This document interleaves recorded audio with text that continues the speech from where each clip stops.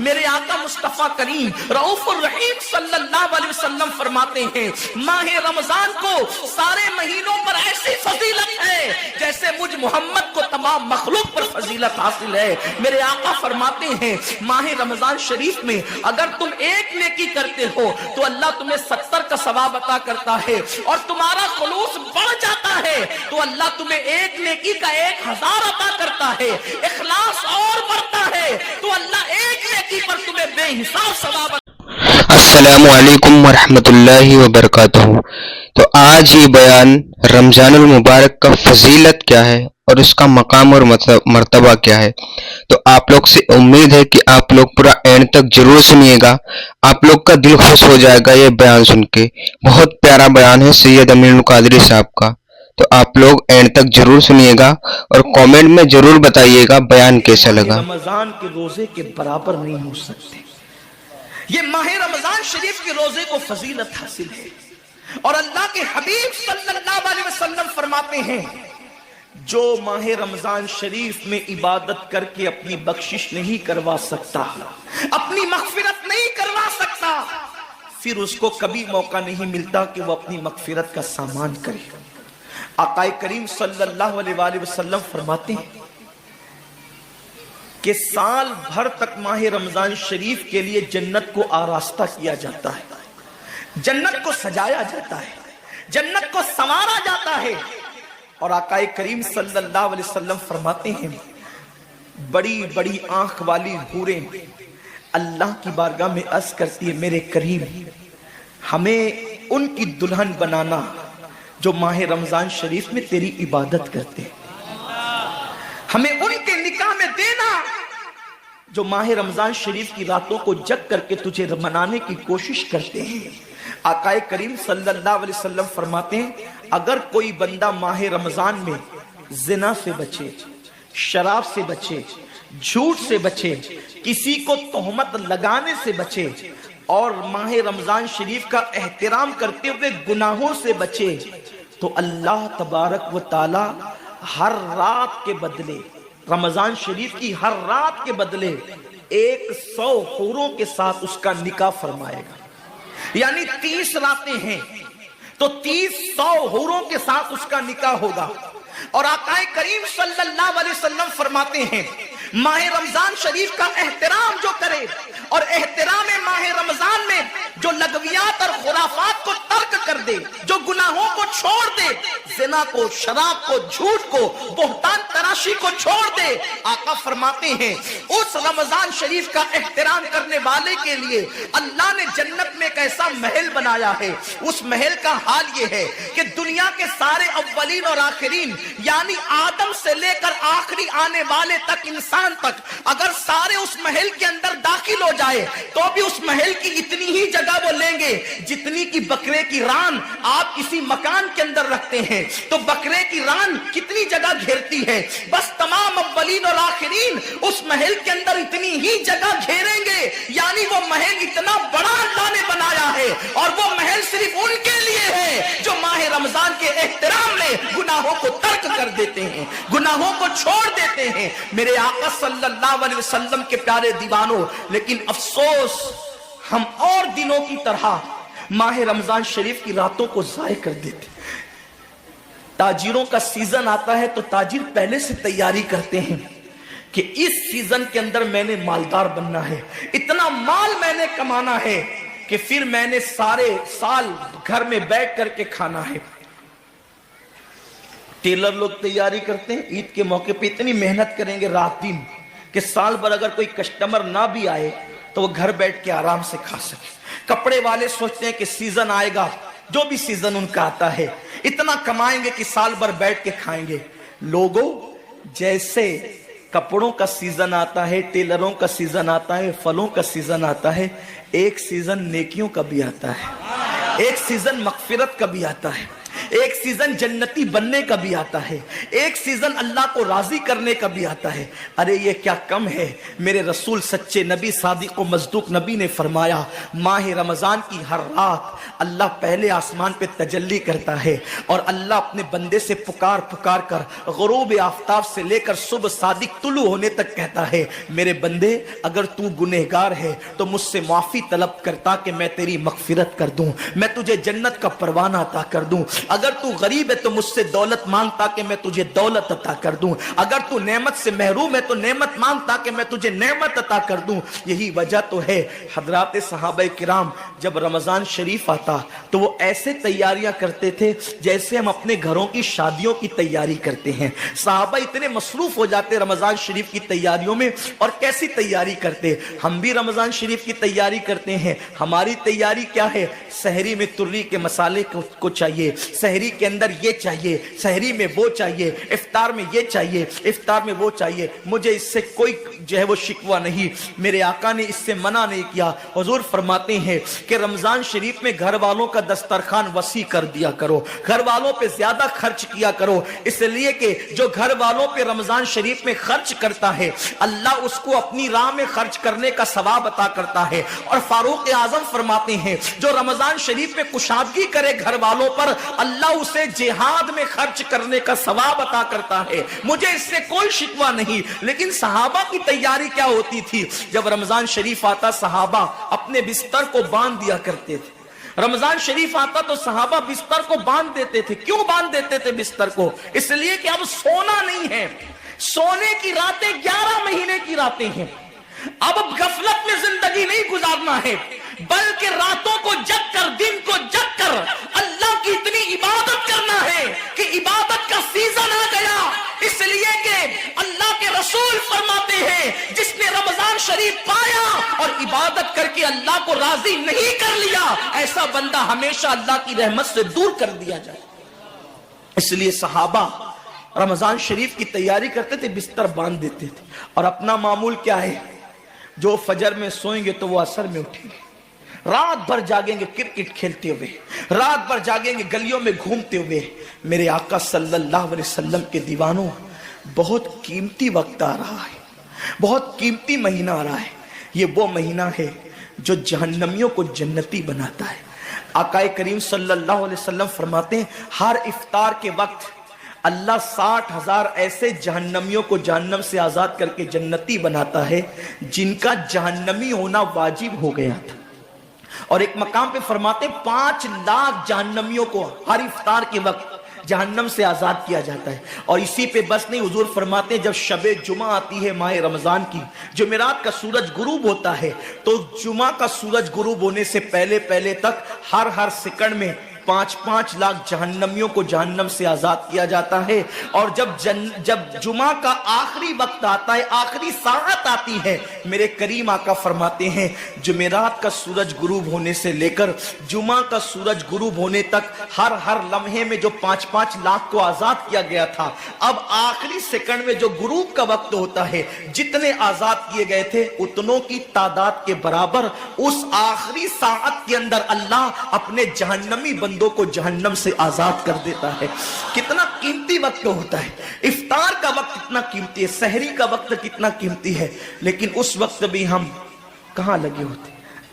اب تو لوگوں نے ٹی وی چینلوں پر پروگرامات شروع کر دیے، دینی پروگرامات۔ مجھے دینی پروگرامات اگر ٹی وی پہ نشر ہوتے تو اس سے کوئی اختلاف نہیں ہے، لیکن آپ سے یہ عرض کرنا چاہتا ہوں کہ دین سیکھنے کا بھی کوئی وقت ہوتا ہے۔ اگر آپ سحری کے قیمتی لمحات میں ٹی وی کا منہ پکڑ کر بیٹھے ہیں تو آپ دعا کب کریں گے؟ افطار کے وقت آپ واٹس ایپ پر لگے ہیں تو اللہ سے مانگیں گے کب؟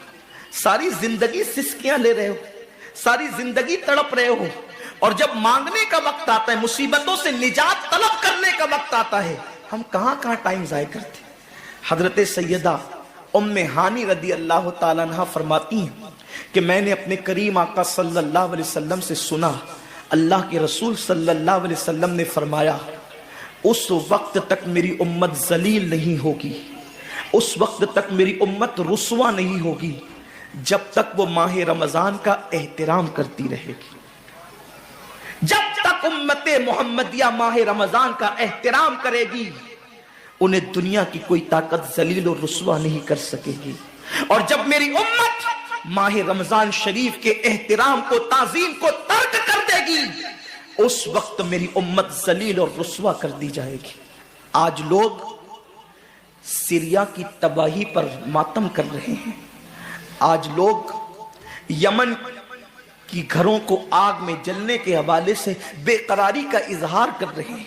आज लोग हिंदुस्तान में मुसलमानों का हाले जार देखकर अफसोस कर रहे हैं। बड़े बड़े स्कॉलर मुफक्किराना तकरीर करते हैं, उम्मत का हाल क्या है, उम्मत का हाल क्या है, उम्मत जलील क्यों हो रही है, उम्मत रुस्वा क्यों हो रही है। आसिफा की आबरू पर आंसू बहाने वालों, कभी एहसास भी किया कि ये उम्मत की जिल्लत की वजह क्या है।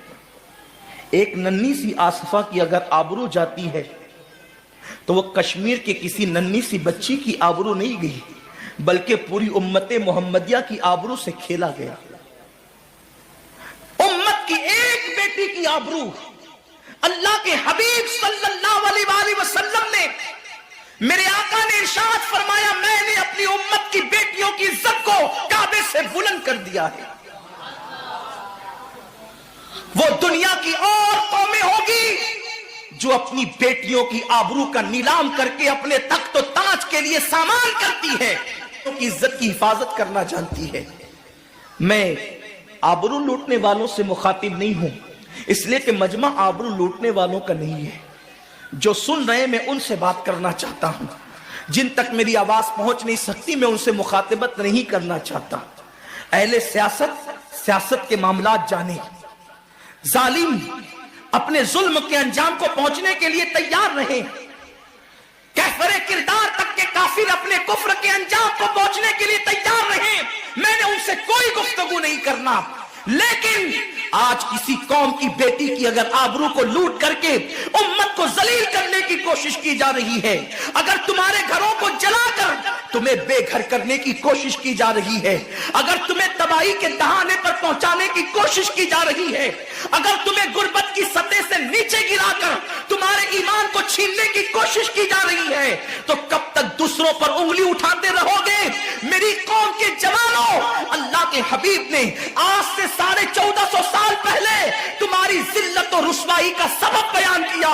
इकबाल रोना रोते हैं, वाए नाकामी मताए कारवां जाता रहा, कारवां के दिल से एहसासे जिया जाता रहा। माह रमजान में शराब के अड्डों को आबाद करने वाले, माह रमजान में जिना के अड्डों को आबाद करने वाले, माह रमजान में छुप छुप कर खाने वाले, माह रमजान में अल्लाह अकबर अपने हाथों की उंगलियों से इंटरनेट के जो है वो बटन को छेड़ करके जिना के मनाजिर देखने वाले, अपने माँ बाप का दिल दुखाने वाले, लोगों पे जुल्म करने वाले, नमाज के औकात में बिस्तर की पे सुकून की नींद सोने वाले, दिल खोलकर कान खोलकर अपने ईमान के कानों से, अपनी गैरत के कानों से, अपने दिल के कानों से मेरे नबी की हदीस को सुन लो। अल्लाह के हबीब सल्लल्लाहु अलैहि वसल्लम फरमाते हैं, मेरी उम्मत को उस वक्त तक कोई रुस्वा नहीं कर सकेगा, मेरी उम्मत को उस वक्त तक कोई जलील नहीं कर सकेगा जब तक उम्मत माह रमजान शरीफ का एहतराम करती रहेगी। हजरत उम्मे हानी ने पूछा, या रसूल अल्लाह, माह रमजान शरीफ का एहतराम करना क्या है और रमजान शरीफ का हक जाय करना क्या है।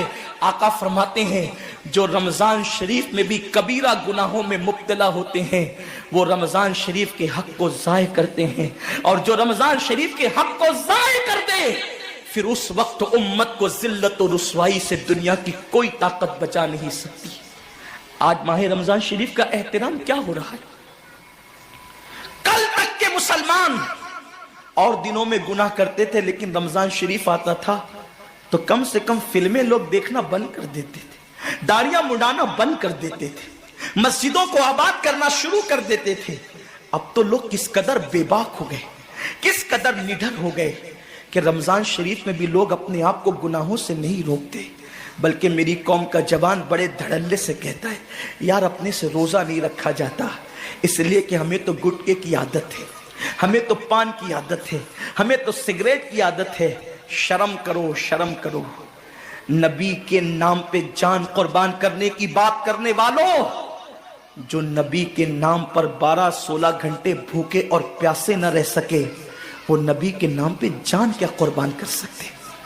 اور جب سے تم نے احترام رمضان المبارک ترک کر دیا، تمہاری آبرو کو لوگوں نے کھیل بنا لیا، اور اب تو لوگوں کو احساس گناہ بھی نہیں رہا، احساس جرم بھی نہیں رہا۔ گناہ کے ساتھ اگر احساس گناہ انسان کی زندگی میں ہے تو انسان اپنے آپ کو گناہوں سے بچا لیتا ہے، لیکن اب ہمارے اندر احساس گناہ نہیں۔ اب تو ہم گناہ کو ہنر سمجھتے ہیں، اب تو ہم گناہوں کو فیشن سمجھتے ہیں۔ احساس گناہ کیا ہے؟ اگر انسان گنہگار ہو اور احساس گناہ بھی ہو تو وہ ایک نہ ایک دن سدھر جاتا ہے، وہ ایک نہ ایک دن سنور جاتا ہے۔ ہمارے پاس احساس گناہ ختم ہو گیا۔ آئیے بتاؤں احساس گناہ کتنی قیمتی چیز ہے۔ رمضان شریف میں کھا رہے ہیں، پی رہے ہیں، بلکہ مسلمانوں کی ہوٹلیں بند ہے تو غیر مسلموں کی ہوٹلوں میں کھا رہے ہیں، چھپ چھپ کر گھروں میں کھا رہے ہیں۔ لوگوں سے چھپ کر کھانے والوں، جو تیرا کچھ نہیں بگاڑ سکتا تو اس انسان سے چھپ کر کے کھا رہا ہے۔ جو خدا تجھے سزا دے گا کیا تو اس کی نگاہوں سے بھی چھپ سکتا ہے؟ اور روزے بھی کیا روزے رہ گئے، اب تو روزے بھی رسم بن گئے۔ جو روزے رکھتے ہیں رمضان شریف میں، ان کو روزہ رکھنے کی عادت ہے، وہ روزے کو عبادت نہیں سمجھتے۔ جو روزہ عادت بن جائے وہ نجات نہیں دلا سکتا، جو روزہ عبادت بن جائے وہ نجات دلا سکتا۔ ایک تو روزے کی عادت ہے اور ایک تو روزہ عبادت ہے۔ روزہ عادت اور عبادت میں فرق کیا ہے؟ عادت یہ سب نے رکھا ہم بھی رکھ لیں، یہ عادت ہے۔ نہ رکھیں گے تو کیا جواب دیں گے، یہ عادت ہے۔ نہ رکھیں گے تو لوگ تانا دیں گے، عادت ہے۔ پھر روزہ عبادت کیا ہے؟ روزہ عبادت یہ ہے کہ اللہ نے روزہ رکھنے کا حکم دیا ہے اور مصطفیٰ جان رحمت نے روزے کا حق یہ بتایا ہے، اگر تو روزہ رکھے تو صرف بھوکا پیاسا نہ رہے بلکہ تیرا ہاتھ بھی روزے دار رہے، تیری زبان بھی روزے دار رہے، تیری آنکھ بھی روزے دار رہے، تیرا پیر بھی روزے دار رہے، تیرا کان بھی روزے دار رہے۔ کان روزے دار اس طرح کہ کان اللہ کے ممنوع کردہ چیزوں کو نہ سنے، ہاتھ روزے دار اس طرح ہاتھ اللہ کے منع کردہ کاموں کو نہ کرے، زبان روزے دار اس طرح کہ زبان اللہ کی ممنوع کردہ چیزوں کو ادا نہ کرے، پیر روزے دار اس طرح کہ پیر اس جگہ چل کر نہ جائے جہاں اللہ نے جانے سے منع کیا ہے۔ جب تو ان سارے اعضاء کو روزے دار بناتا ہے تو ایسے روزے کے معاملے میں میرا اللہ فرماتا ہے روزہ میرے لیے ہے اور میں ہی اس کی جزا ہوں۔ ہر عمل کی جزا جنت ہے، روزے کی جزا خدا کی ذات ہے۔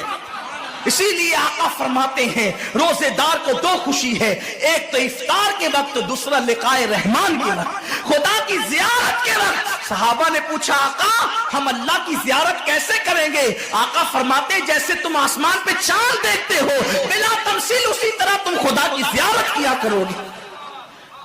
یہ روزے داروں کی شان ہے۔ آج کے روزے کیا ہے؟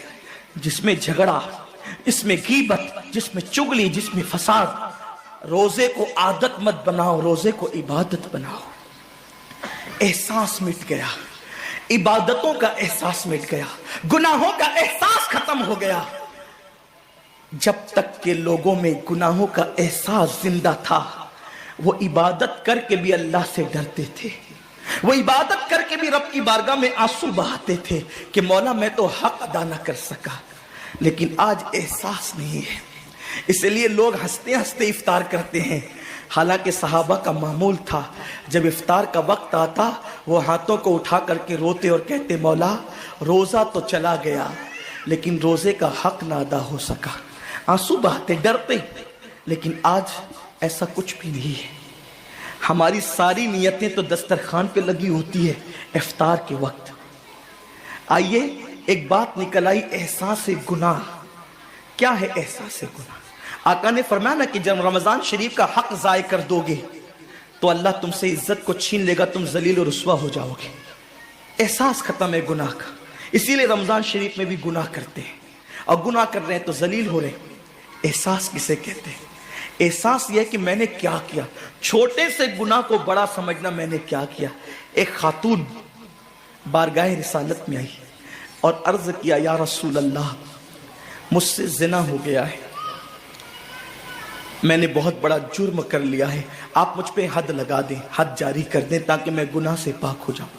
اللہ کے حبیب نے احساس گناہ دیکھ کر کے فرمایا کہ جا، ابھی تیرے پیٹ میں بچہ ہے، تیرے جرم کی سزا تیرے پیٹ کے بچے کو نہیں دی جا سکتی، اگر تجھ پہ حد لگے گی تو وہ بچہ بھی ختم ہو جائے گا، جب بچہ پیدا ہو جائے اس کے بعد آنا۔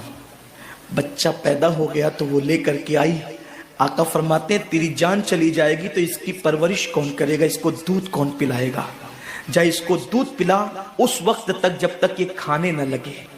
وہ بچے کو 2 سال تک دودھ پلاتی رہی، اور جب بارگاہ رسالت میں آئی تو بچے کے ہاتھ میں روٹی کا ٹکڑا دے کر کے آئی، بچہ روٹی کھا رہا تھا، عرض کی آقا مجھ پہ حد جاری کریں تاکہ میرا گناہ جو میرے دامن پہ لگا ہے وہ دھل جائے۔